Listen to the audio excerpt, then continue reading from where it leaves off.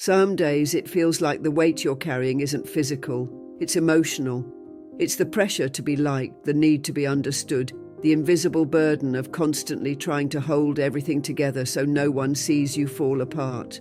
You smile on the outside, but inside you're tired. Not just from doing too much, but from caring too much about things, people, opinions, outcomes that never gave back the same energy. And maybe you've never said it out loud, but a part of you knows this isn't sustainable. The Buddha taught that suffering is not caused by what we lose, it's caused by what we cling to. And today we're going to talk about what happens when you finally begin to let go. In this video, I'm going to walk you through something most people spend their whole lives avoiding: the quiet power of caring less, not because you've stopped feeling, but because you've started healing. This isn't about detachment in a cold way. It's about reclaiming your peace, your time, and your energy. So don't skip ahead, and don't miss a single part of this message. Every section builds towards something deeper, something freeing. And if you appreciate what we're doing here, sharing these peaceful, grounded teachings inspired by Buddha's wisdom, there's a small favor you can do. It's completely free, but it means the world. Just tap the subscribe button. It helps this space grow, and it tells the algorithm that content like this matters. So let's begin. Let's unlearn the chaos. Let's find the freedom in stillness.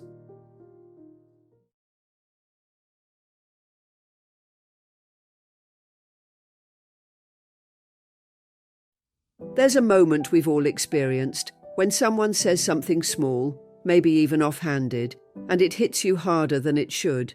It lingers in your mind. You replay it over and over, imagining different comebacks, wondering what you did wrong or just feeling misunderstood. And suddenly, your mood shifts. You're distracted, you're tense, all from a few words, not because the words were necessarily cruel, but because something inside you attached to them. The Buddha said you will not be punished for your anger, you will be punished by your anger. The same can be said for our reactions. It's not the world that's always hurting us. It's how tightly we hold on to what we expected the world to be. Think about how many times in your day you react, not because something truly threatens your well-being, but because it scratches at something deeper. A comment that questions your worth, a look that feels like rejection, a delay that triggers your fear of being behind. These aren't just external events, they're mirrors. And when your mirror is already foggy, even a small smudge can distort everything.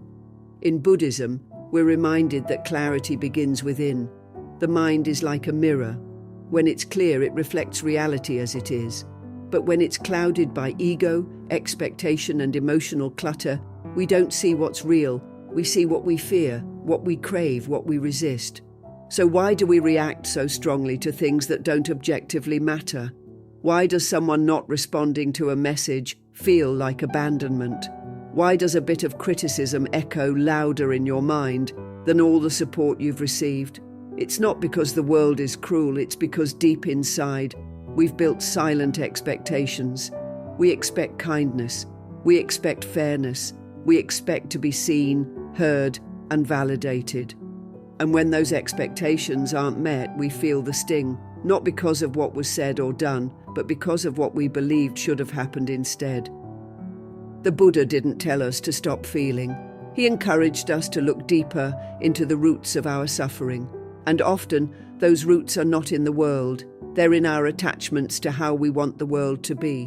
When we react impulsively, we're usually defending something fragile in us. Our pride, our image, our need to be understood. But ask yourself, does this reaction bring you peace, or does it just keep the wound open? Now imagine this. What if you paused? What if you took one breath before responding? That single breath can become a sacred space. In Buddhism, this space is everything. It's the gap between stimulus and response, the place where wisdom lives. When you pause even for a second, you allow yourself to observe instead of absorb. That's where transformation happens. That's where you shift from being emotionally hijacked to being emotionally aware. You might be thinking, but I can't just let people walk over me. And you're right. This isn't about being passive. It's about being powerful in a different way. It's about choosing peace over ego. It's about recognizing that not everything requires a reaction, and not every comment deserves your energy. Sometimes, the most powerful thing you can do is not respond at all, not out of avoidance, but out of alignment.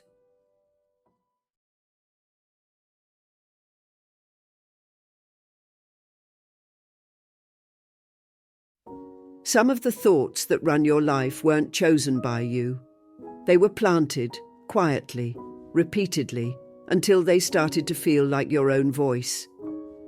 Maybe it was the fear of disappointing someone, or the need to be seen a certain way, or the silent pressure to always be strong, successful, agreeable. These ideas didn't shout at you, they whispered. They disguised themselves as being responsible or doing the right thing. But beneath the surface, they're driven by something deeper: fear. Fear of being rejected, being invisible, being unworthy. And because these fears stay hidden, they control us in ways we don't even notice. That's the danger of invisible traps. They look like normal life. Buddha taught that true freedom isn't about escaping the world. It's about escaping the illusions we've created about it. One of the most powerful illusions is that we are choosing our lives, when in reality, many of us are just reacting to approval, reacting to expectations, reacting to guilt. Think about how many times you've said yes when you wanted to say no, or kept scrolling on your phone not because you were curious, but because you were anxious, or responded to someone's opinion not because it was helpful, but because deep down you wanted to be validated. These are the strings, thin but strong, that tug at your mind like a puppet. And here's the thing, these strings don't have to be dramatic to drain you. In fact, the most exhausting ones are the ones that hide behind your everyday habits. Checking your phone the moment you wake up, staying in conversations that make your chest tight, pushing yourself to meet someone else's version of success.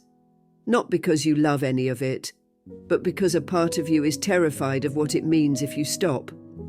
That's how the trap works. You don't notice it because it feels like you're just doing what's necessary. But when you start to slow down, when you become even a little more aware, you realize you've been living in reaction, not in intention. One of the most helpful teachings in Buddhism is that suffering doesn't come from what happens. It comes from the meaning we attach to what happens. It's not that they ignored you, it's that you expected them not to. It's not that the day was busy, it's that you believed your worth depended on how much you got done. The thoughts themselves are not the problem. It's the tight grip we have on them. The belief that if we just try harder, please more, prove ourselves better, we'll finally feel enough. But Buddha never taught us to grip harder. He taught us to see clearly. And once you see the trap, it begins to lose its power.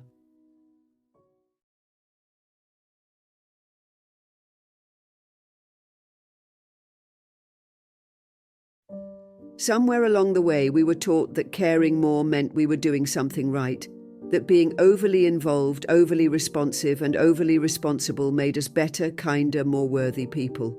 But the truth is, there's a fine line between compassion and self-neglect. When your care turns into constant emotional labor for things you can't control, it stops being a strength and starts becoming a quiet form of suffering. And most of us don't even realize we're doing it. We overthink a comment that didn't sit right. We rehearse the perfect response to someone who hurt us. We carry tension in our chest over how someone else might be perceiving us. And for what? For a sense of control that never really arrives. The Buddha often taught that true freedom isn't found in what we grasp, but in what we release. He said, "Let go of attachment, and you will find peace." Not because the world becomes easier, but because your nervous system does. You begin to understand that peace is not something to earn through exhaustion. It's something to remember once you stop exhausting yourself for the approval of others. The less tightly you hold the need to be liked, understood, or validated, the lighter your life becomes, not colder, not more distant, just lighter.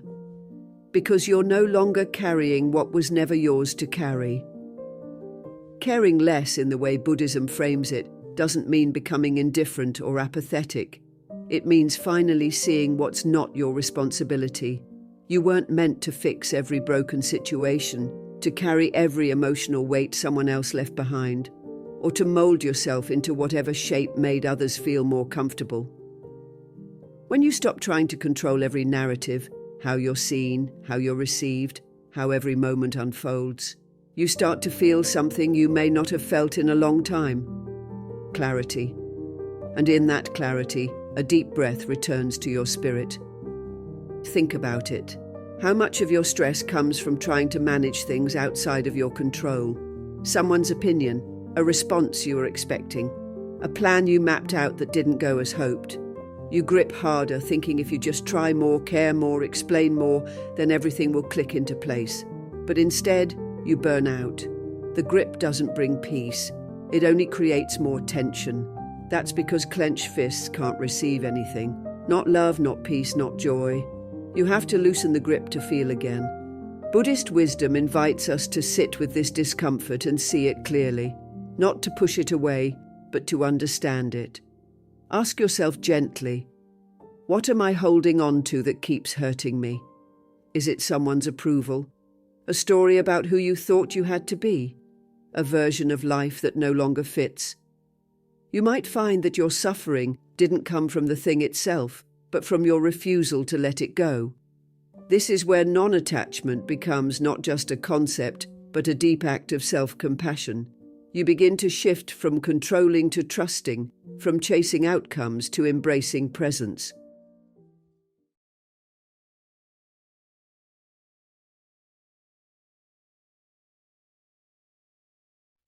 There's this subtle kind of suffering that nobody really warns you about, the kind that comes not from chaos, but from the endless noise inside your own head.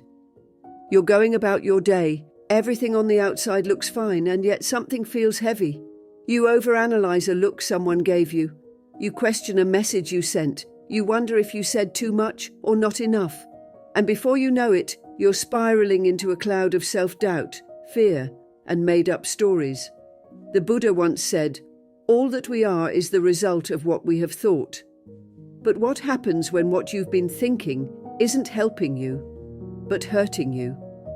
We don't usually question our thoughts. We believe them instantly, automatically. If your mind says they're upset with me, you believe it. If it whispers, "You're failing," you feel it in your body. And if it screams, "You'll never be enough," you start living as if that's true. But Buddhism teaches us something radical and liberating. You are not your thoughts. You are the awareness behind them, the observer, the still presence that notices a thought rise and fall without becoming it. Think of your mind like the sky, and your thoughts like weather. Some days there are storms, other days sunshine. But the sky itself, the real you, remains unchanged. The problem is, most of us forget this. We mistake every cloud for who we are. A moment of anxiety becomes, "I am anxious." A passing fear becomes, "I am weak." But no, you're just the space in which these things appear. They're temporary visitors, not your identity. Mindfulness, in its essence, is the art of remembering this truth. When a thought arises, "They don't respect me. What if I fail? Something is wrong with me." Your job isn't to fix it or fight it. Your job is to notice it, to say to yourself, the mind is doing its thing again. The Buddha didn't teach us to wage war with our thoughts. He taught us to see clearly, to look at the mind without becoming entangled in it. And here's something powerful. The moment you stop identifying with your thoughts, you begin to take your power back.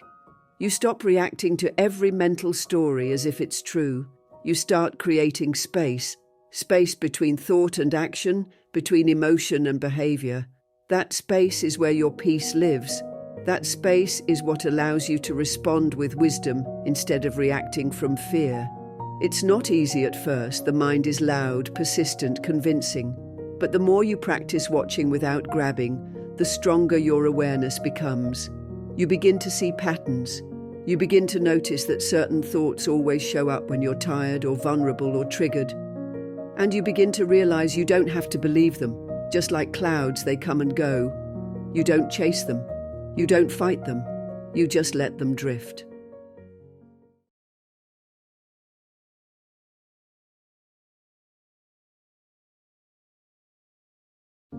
There's this quiet pressure so many of us feel every day to do more, achieve more, juggle more. It's like if you're not overwhelmed, you must be doing something wrong. Society has praised busyness as a badge of honor, but here's the truth no one really talks about. You're not tired because you're incapable or lazy. You're tired because too much of what you're doing doesn't matter. Your energy is being spent on things that don't align with your peace, your purpose, or your soul. And the more you try to keep up, the more disconnected you feel from yourself. The Buddha didn't say to rush through life with a full calendar. He taught us to walk mindfully, with awareness, with intention. Sometimes we confuse movement with progress. You run from one task to another, cross off to-do list items like it's a race, and yet, at the end of the day, you still feel empty. Why? Because motion without meaning is just noise. It doesn't feed your spirit. Buddhism teaches that presence is more powerful than productivity, that one breath taken in awareness is more valuable than hours lived in distraction. When your actions come from clarity, even the simplest task becomes sacred. But when you move without mindfulness, even your biggest accomplishments can feel hollow. You see, we often say yes to things we don't want to do, not out of joy but out of guilt. We feel obligated. We fear disappointing others. We worry what people will think if we choose stillness over hustle. But this kind of living slowly chips away at our peace. The Buddha's path wasn't about doing everything. It was about doing the right things. Things that bring alignment, things that reduce suffering, things that keep your inner flame burning. You don't need to be everything to everyone. You just need to be true to what matters to you. So how do you begin to shift? Start by identifying your essential three. Ask yourself, what are the three things that actually deserve your full presence today? Emotionally, spiritually, practically. Not 10, not 20, just 3. When you know what truly matters, you begin to drop what doesn't. That unnecessary meeting, let it go. That conversation that always drains your energy, step back. That task you've been doing out of obligation, not joy, release it. This isn't laziness. This is wisdom. This is the art of protecting your life force. The Buddha once said, "Better than 1,000 hollow words is one word that brings peace." The same is true of our actions.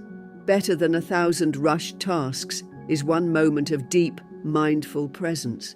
Imagine putting your full attention into making a meal, having a conversation, or even sitting in silence.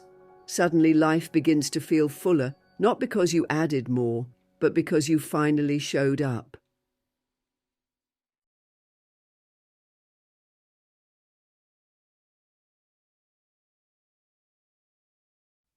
It's strange how a single moment can spiral into hours of mental noise. Someone doesn't reply to your message, and suddenly your mind starts writing a story. Maybe they're upset, maybe you did something wrong, maybe you're being ignored. A small silence becomes a loud storm inside you. But here's the thing, was anything actually wrong, or did your mind just convince you it was? That's the trap. We don't just experience life as it is, we experience the story our mind tells about it. And most of the time that story is loud, anxious and unkind.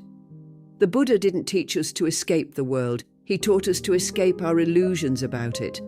And often, those illusions begin with the thoughts we feed. Most of the drama in our lives doesn't come from reality, it comes from our reaction to it. You get a short text and immediately assume the worst. You see someone's expression and convince yourself they're disappointed in you. But where's the truth in that? The mind is quick to assign meaning where there is none. It wants to explain, to fix, to control. That's its habit. But that habit is exhausting. And it robs you of peace that was already available. If you had just paused and watched instead of engaging with every mental movie it creates. The Buddha's path is not one of suppression but of awareness. He didn't say, stop thinking. He said, watch the thinking. Be the silent witness. Let the thoughts come, let them go. Don't chase them, don't judge them. Don't grab them like they're facts you must act on. It's like watching a cloud drift across the sky.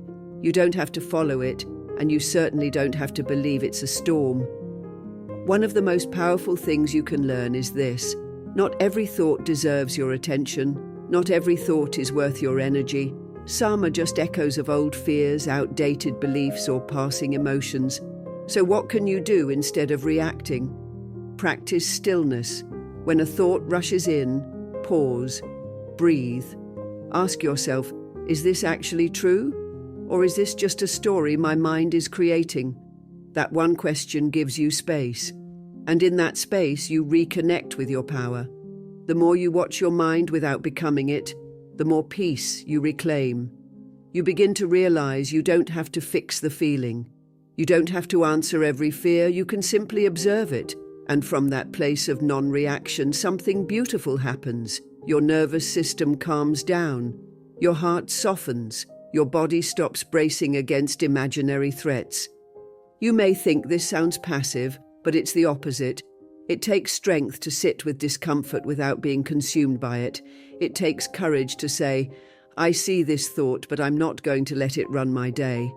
That is mindfulness in its truest form. That is emotional maturity. You stop being pulled into mental storms, not because you've stopped caring, but because you've learned to care from a deeper place, a quieter place, a place that doesn't seek control but clarity.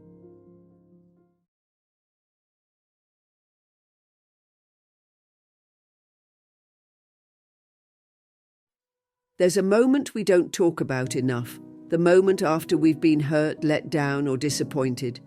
The instinct isn't to process it with calm. It's to close off, to retreat into ourselves. Not because we're cold, but because we've been stung before. We think if I just tighten up, protect myself, build some walls, I'll be safe next time. And maybe you've done this without even realizing it, saying less, trusting less, expecting less. But the Buddha offered us a different path.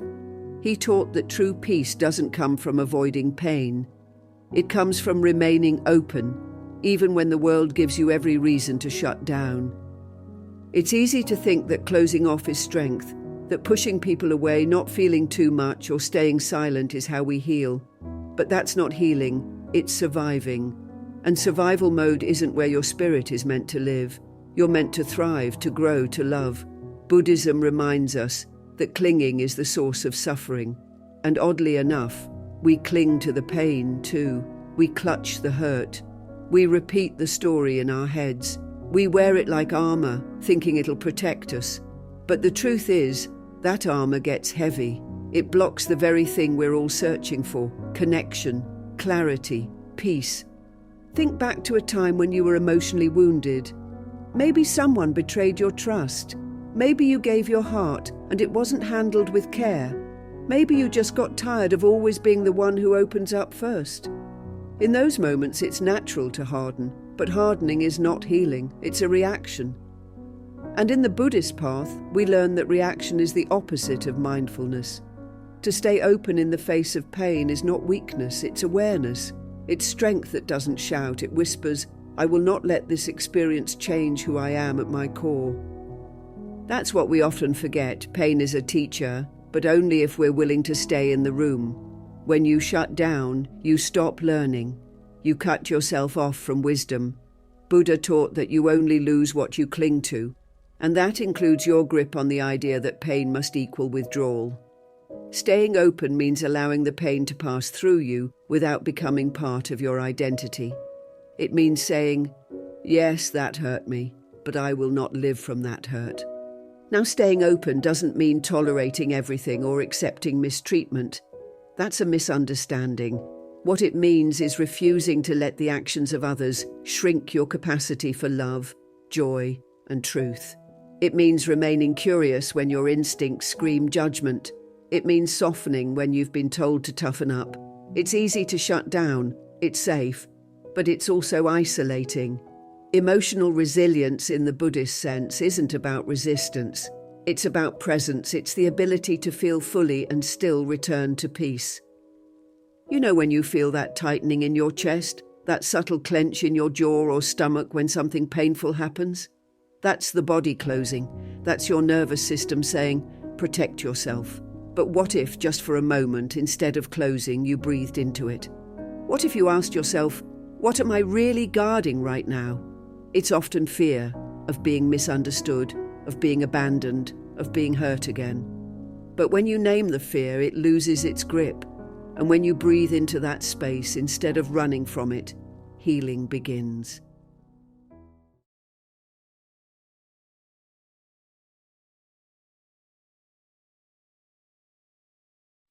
There's a kind of pain we don't often talk about, the kind that sneaks in quietly, not through tragedy or loss, but through unmet expectations. You wake up hopeful, you expect kindness, you expect effort, you expect that someone will respond, that plans will go smoothly, that your intentions will be understood.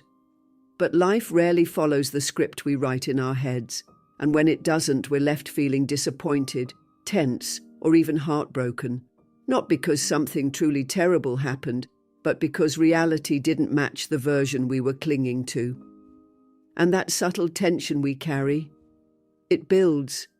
It shapes how we see people, how we react, and how much peace we allow ourselves to feel. Buddhism teaches that suffering doesn't come from what is, but from what we think should be. That's a powerful distinction. The Buddha spoke clearly about the nature of attachment and how it quietly transforms into suffering.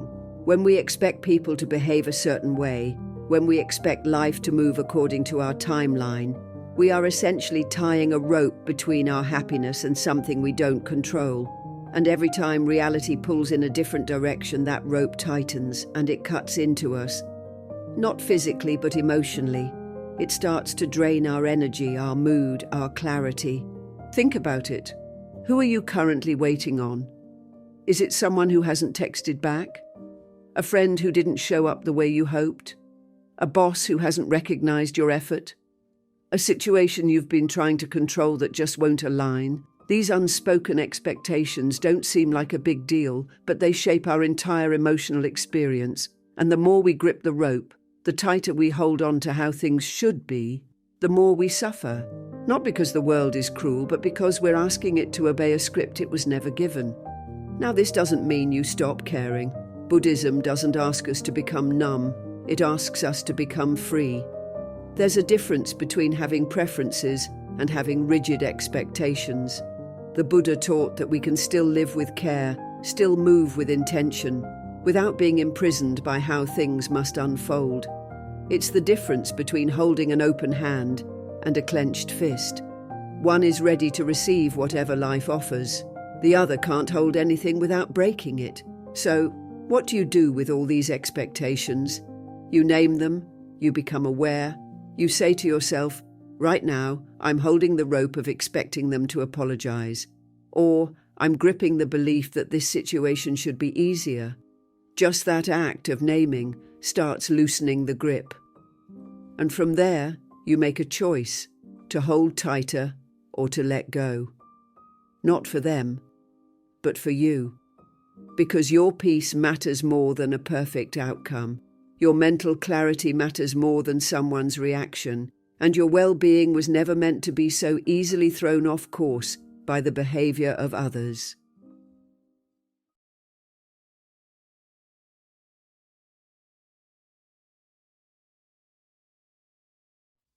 You know, one of the hardest things in life is learning to love without holding on too tightly.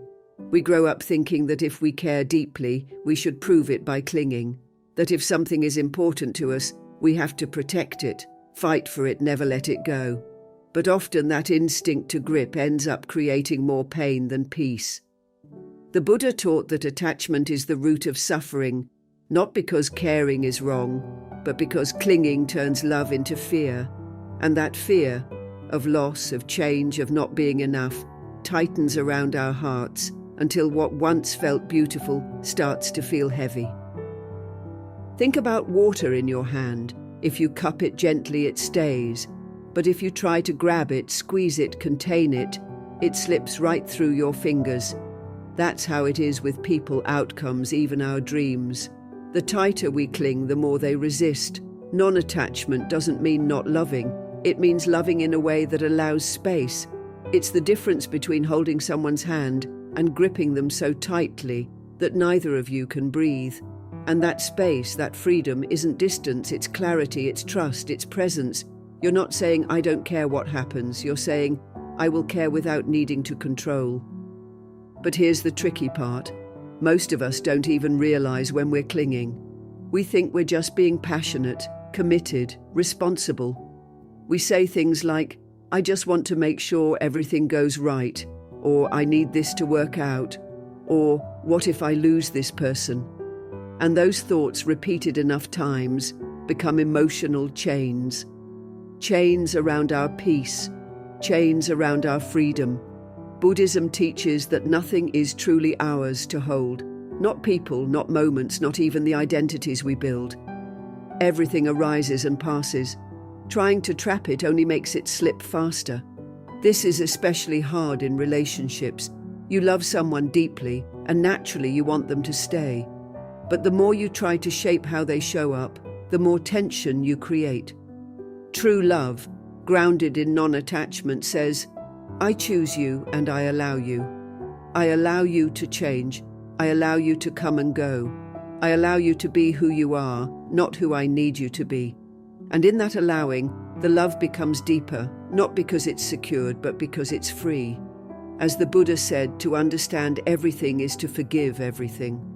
And that understanding allows us to let go, not because we don't care, but because we finally see clearly. And here's the real shift. Letting go doesn't mean losing. It means no longer being ruled by fear, no longer measuring your worth by what stays or what goes. It's saying, I will love, I will care, I will show up fully. And when it's time to release, I will open my hand and trust that whatever flows away was never mine to keep. That kind of wisdom isn't cold, it's compassionate. It frees both you and the people you care about. It softens the edges of life.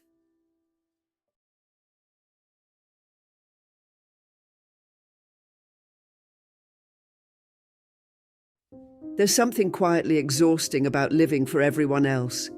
You wake up already thinking about how to be what they expect. You rehearse your words before you speak. You double-check your tone in texts. You wear masks so seamlessly that even you forget where they end and you begin. And at some point, without noticing, you stop showing up for yourself. The world becomes your stage, and your real self, your quiet, honest, messy, beautiful self, gets locked backstage. But here's the truth. You were not born to perform. You were born to be, to live in alignment with your heart, not someone else's script. Buddhism teaches us that attachment to identity, the roles we cling to, the masks we wear, is one of the greatest sources of suffering. And yet, so many of us live like actors trying to earn applause in a theatre that never closes. You try to be the perfect child, the impressive professional, the flawless friend. You twist and stretch to fit the image of who you think you should be. But no matter how well you play the part, it never feels like enough. Because the moment you attach your worth to how others see you, you hand them the pen to write your story. The Buddha reminded us that liberation doesn't come from pleasing the world, it comes from understanding ourselves. And when you start to live for your truth rather than their opinions, everything changes. It doesn't mean you stop caring about others, it means you stop betraying yourself in the process. You stop shrinking to make people comfortable. You stop editing your voice to avoid conflict. You stop chasing validation that never truly satisfies.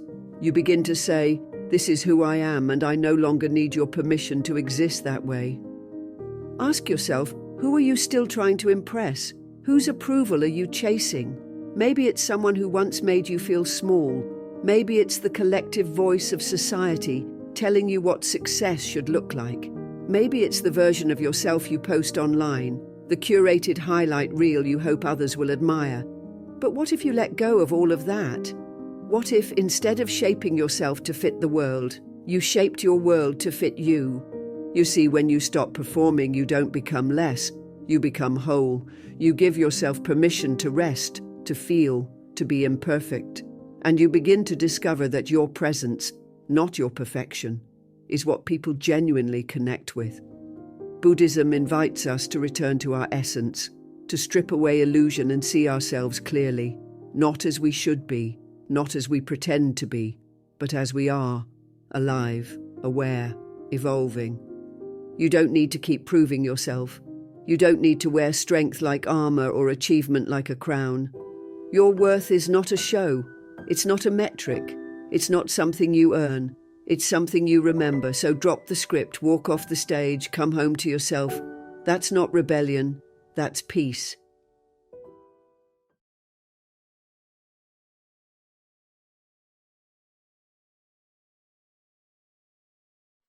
Somewhere along the way, we forgot that our attention is sacred. We didn't mean to, of course.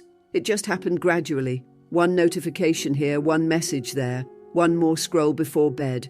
And slowly, the most precious thing we have, our ability to choose what we focus on, was handed over to a world that profits from our distraction.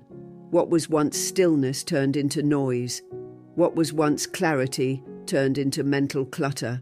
And now many of us walk through life feeling pulled in 100 directions, never fully present anywhere, always halfway lost in thought. But the Buddha taught that the mind is everything. What you think, you become. If that's true, and it is, then what we feed our mind, what we place our attention on, is the foundation of our peace, our growth, and even our identity. Attention is not just about productivity or focus. It's about freedom. It's the subtle but powerful choice to say, this moment is where I am and this is what I choose to care about. In Buddhist teachings, mindfulness is more than meditation. It's the practice of returning to this breath, this moment, this experience, without being swept away by the 1,000 stories your mind wants to tell. When you reclaim your attention, you are not just improving your concentration, you are reclaiming your life. Because where your attention goes, your energy flows. And where your energy flows is what your life becomes. It's easy to think we don't have control over our attention anymore. We blame the apps, the emails, the world that keeps moving faster. But the truth is, we have more power than we realize. The Buddha didn't live in a world of smartphones and social media, but his wisdom still cuts through our modern chaos. He taught that suffering arises from craving and clinging, from wanting things to be different than they are. And distraction, in many ways, is a form of craving. It's our mind reaching for stimulation, for validation, for escape.